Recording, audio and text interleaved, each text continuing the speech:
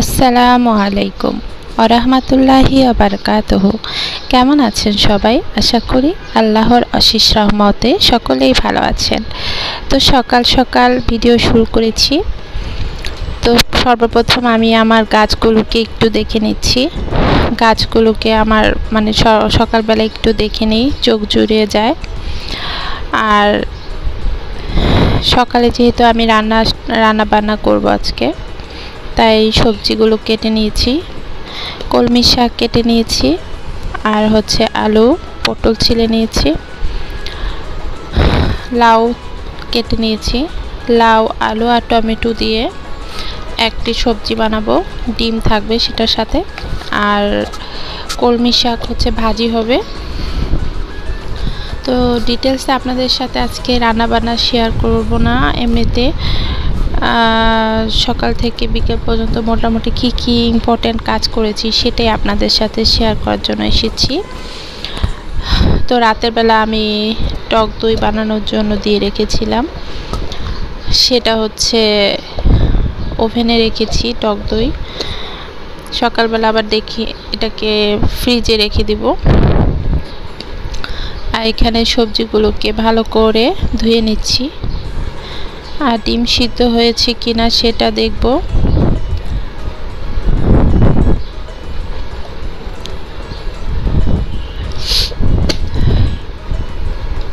তো কাজ একটার পর একটা কাজ চলেই আসে। আমরা গৃহিণী, ঘরের একটার পর একটা কাজ অটোমেটিকভাবে চলে আসে, আর সেগুলো সব কন্টিনিউ করে থাকি।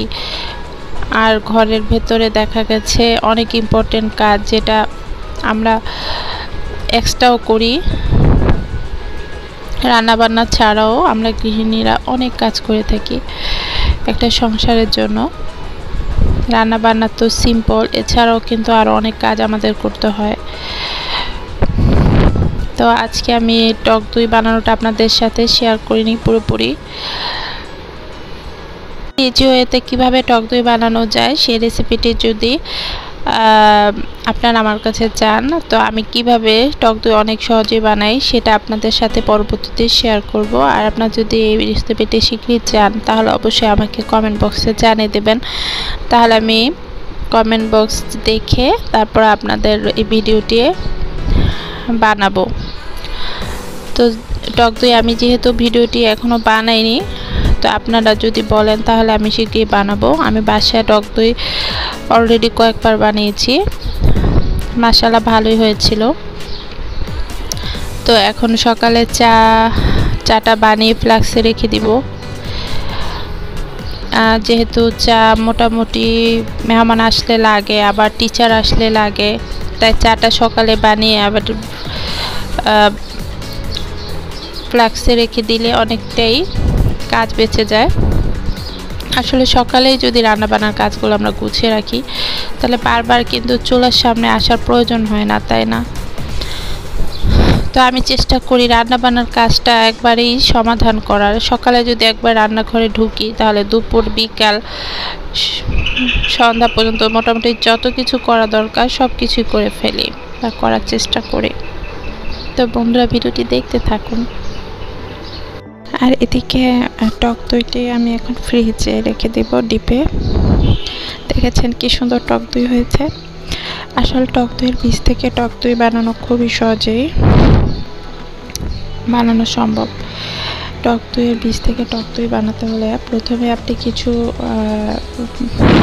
কেনা টক দই খাওয়ার পরে বাকি অংশটা পটের সাথে রেখে দেবেন কিছু অংশ, আর সেটার সাথে কিছু গরুর দুধ মিশিয়ে নেবেন। এরপরে হালকা গরম লিকুইড দুধটা, গরুর দুধ সব একসাথে স্প্যাচুলা দিয়ে ভালো করে নেড়ে চেড়ে ঘন হয়ে গেলে তারপরে ডিপে ওভেনে ঢেকে রেখে দিলে অথবা গরম জায়গায় রেখে দিলে সকালবেলা উঠে দেখবেন যে দই হয়ে গেছে। আর এদিকে একটি মেক্সিকান খাবার এনেছিলাম অনলাইনে, মেক্সিকান সাব স্যান্ডউইচ। এটা খেতে খুব সুস্বাদু ছিল।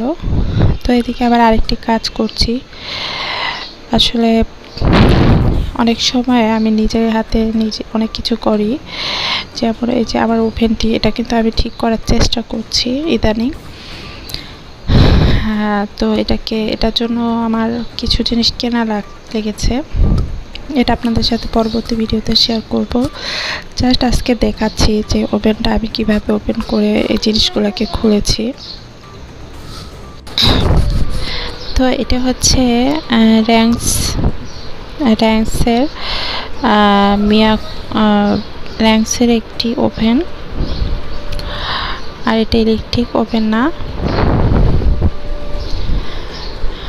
তো আমার বাসায় একটি ইলেকট্রিক ওভেন আছে, আর এই ওভেনটি আসলে অনেক ভালো, দামি ব্র্যান্ডের। তো এই ওভেনটির জন্য আসলে আমার খুব খারাপ লাগে, হঠাৎ করে ওভেনটি অফ হয়ে গিয়েছিল আরও 2 বছর আগে। একসাথে 2টি কেক যখন বানিয়েছি তখন, আর লাইনটি খুব দুর্বল ছিল আমাদের বাসার। তো যাই হোক, সব মিলিয়ে ওভেনের মধ্যে কি প্রবলেম সেটা ধরার জন্যই আমি তো যে কোনো কিছু নষ্ট হয়ে গেলে আমরা সাধারণত যারা বাসায় ঠিক করার চেষ্টা করি, ইউটিউব সার্চ দিয়ে কিন্তু আমরা চেষ্টা করে থাকি। তো আমি বাসায় এটাই করেছি, আমি একটি ভাইয়ার ভিডিও দেখে তো এটা বুঝতে পেরেছি যে এটার ভিতরে সমস্যা প্রধানত যেগুলো থাকতে পারে সেইগুলো হচ্ছে ভিতরে